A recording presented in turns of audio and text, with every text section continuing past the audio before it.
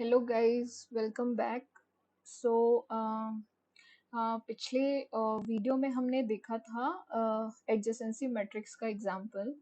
हम इसे एक और एग्जांपल से समझेंगे और उसके बाद क्विकली हम एडजेसेंसी लिस्ट की तरफ बढ़ेंगे। ठीक है, तो ये जो हमारा दूसरा एग्जांपल था गाइस, मैरी, जिसमें हमने सेट ऑफ पीपल रिप्रेजेंट करे थे और उनके बीच का रिलेशन था, and the relation was X is younger than Y, right.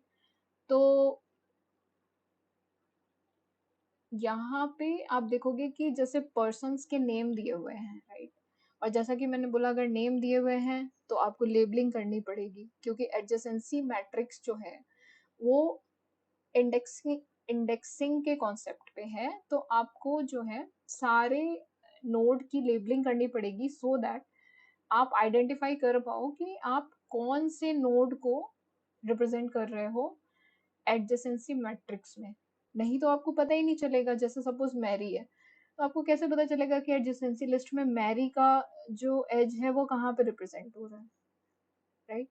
तो इसके लिए हमें बीच का एक एडिशनल स्टेप करना पड़ता है, वो है इंडेक्सिंग। तो अगर आप देखोगे यहाँ पे, तो हमने इंडेक्सिंग की हुई है। मैरी 0, हेलन 1, जॉन 2, जो 3, टॉम 4, पॉल 5। ठीक है, तो सिमिलरली हमारा जो एरे होगा वो 6x6 का होगा। ये तो हम सब जानते हैं कि जो एरे होता है वो n×n होता है, where n is number of nodes. ठीक है, तो अब हम इसमें एक एज को चेक करते हैं गाइस। तो यहाँ आप देखोगे कि 2 से 0 में एक एज प्रेजेंट है।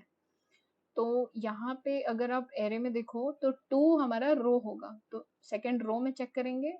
और सेकेंड वर्टेक्स क्या है हमारा, 0 है, तो 0th कॉलम में चेक करेंगे, तो हमारा ये इनेबल्ड है। तो ये जो रिप्रेजेंटेशन है ये इस एज का रिप्रेजेंटेशन है गाइस। ठीक है, तो जॉन से मैरी का जो कनेक्शन है वो इस एंट्री पे आ गई, और हम इसको कैसे रिप्रेजेंट कर पाए, तो हमने लेबलिंग करी, John is 2 here, Mary is 0। तो इसी तरीके से गाइस आप वेरीफाई कर सकते हो कि इस पूरे ग्राफ में जो एजेस का कनेक्शन है वो हम रिप्रेजेंट कर रहे हैं यहाँ पे बेस्ड ऑन दीज लेबलिंग। ठीक है, तो ये अनदर एग्जांपल है guys. Now let's move to more details of adjacency matrix. Yes, so अब हम डिस्कस करेंगे कि गाइस एडजेसेंसी मैट्रिक्स के फायदे और नुकसान क्या क्या है। ठीक है, तो फायदे तो बहुत ही सिंपल है। अगर आप देखोगे कि सीधे सीधे रिप्रेजेंट हो जाता है, सिंपल है, 2D एरे है। और एरे एक ऐसा डेटा स्ट्रक्चर है जो कि आप कुछ भी उसमें इजीली एक्सेस कर सकते हो with the help of indexes. ये एक बहुत बड़ा एडवांटेज होता है एरे का।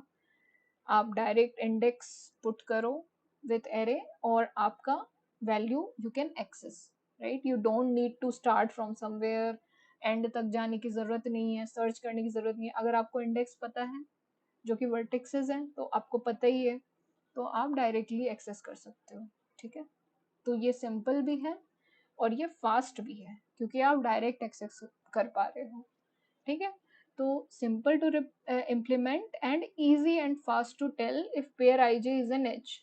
ठीक है, क्योंकि आप डायरेक्टली एक्सेस कर पा रहे हो और उसकी वैल्यू तो या तो 0 होगी या तो 1 होगी।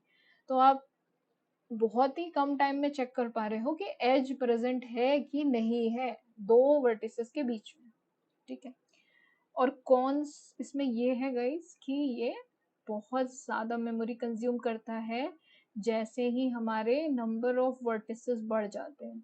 ठीक है, तो ये स्पेस एफिशिएंट नहीं है, और इसकी वजह से हमें एक दूसरे मेथड पे जाना पड़ता है जो कि क्वाइट ऑप्टिमल है इसके कंपैरिजन में, और वो है हमारा एडजेसेंसी लिस्ट, राइट। अब इसको हम डिटेल में पढ़ेंगे guys in the next video. Thank you very much.